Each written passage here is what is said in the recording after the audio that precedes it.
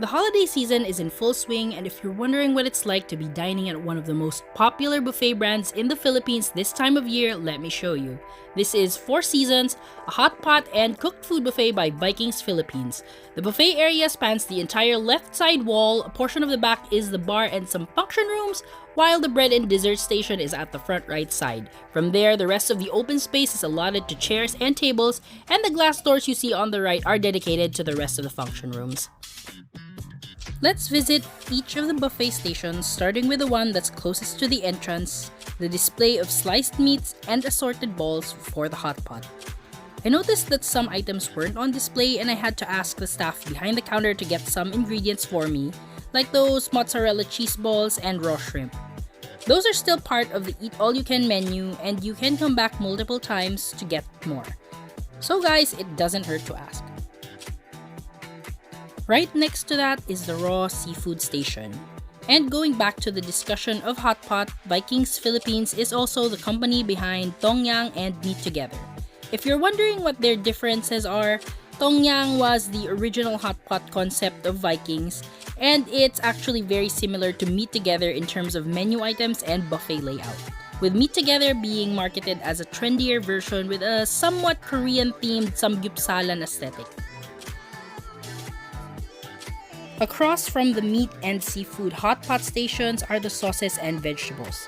There's a suggestion on how to make a dipping sauce a la Four Seasons, but you can customize your sauce however you want. My personal choice is to use the satay sauce as a base and go heavy on the aromatics. I add lots of garlic and cilantro or wansoy, some red onions and spring onions, a little bit of peanut sauce and a dash of sesame oil, a little bit of sugar and some pepper. I don't add any more salt. I also mixed in some of that fresh ginger water. Because we dined here mid-December, the reservations were already full with various company Christmas parties. For that matter, I believe most Vikings buffets are already fully booked for reservations this season. But we took a chance as walk-in diners. I got to the restaurant at 3 p.m. while it was still closed just to get on the wait list, and our table was already 12th on their list at that point. They opened for dinner service at 5:30 p.m. Our table was finally seated at around 7:50 p.m. There are a lot of seats at the waiting area, and they did offer a round of iced tea to everyone who waited. By the way, dining with senior citizens will also put your party on a priority list, which they alternately accommodate with regular diners. You've just seen the fresh fruits and salad area, and now here are the other starters. If you've been to a Vikings buffet before, you might notice that the prepared dishes here are going to seem familiar. Menu-wise, Four Seasons feels like a cross between Vikings and Tongyang, and it kind of has that hotel buffet aesthetic that boomed in the 2010s. I remember when these types of buffets first opened, we were most excited about the sushi selection because sushi used to be so specific to Japanese restaurants or those luxury hotel buffets. And now you have this world cuisine buffet that has more accessible pricing and the branches are located in big malls. So that's basically how buffets like this became the go-to celebration place.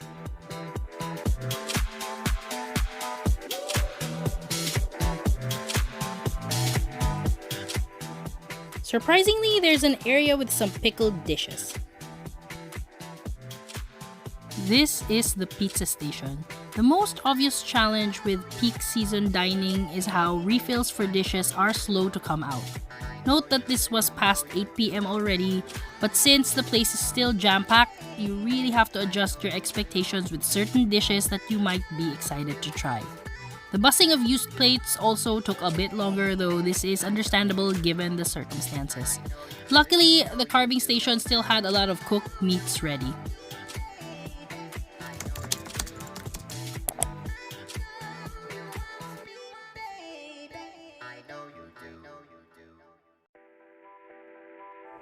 As for the cooked food, I'd say that the great part about Four Seasons is the sizable selection of cooked dishes to choose from.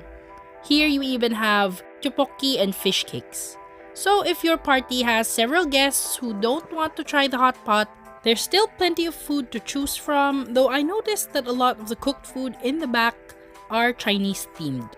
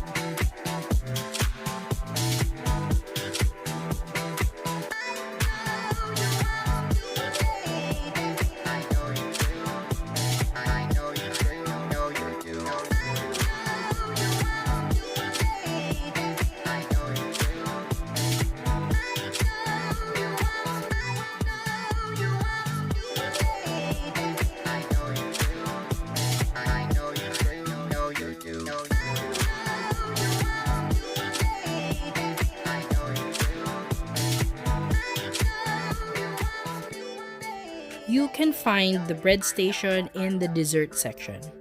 Onto the selection of sweet treats. While there is no crepe station, they do have churros. They also have all these different types of mini cake slices and shot type jelly desserts that are in individual little bowls. This is pretty standard at Vikings buffets. And let's not forget, you can also have sliced fresh fruits for dessert, but you'll have to go get it from the salad section.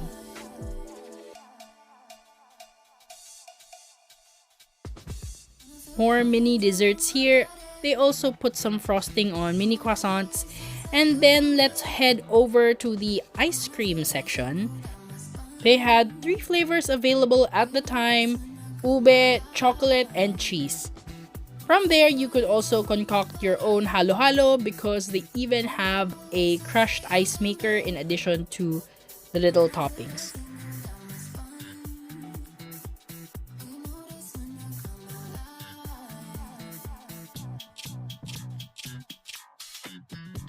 Sadly, the frozen yogurt machine was unavailable at the time. But do let me know in the comment section what is your favorite restaurant under Vikings and why. Please subscribe for more content like this.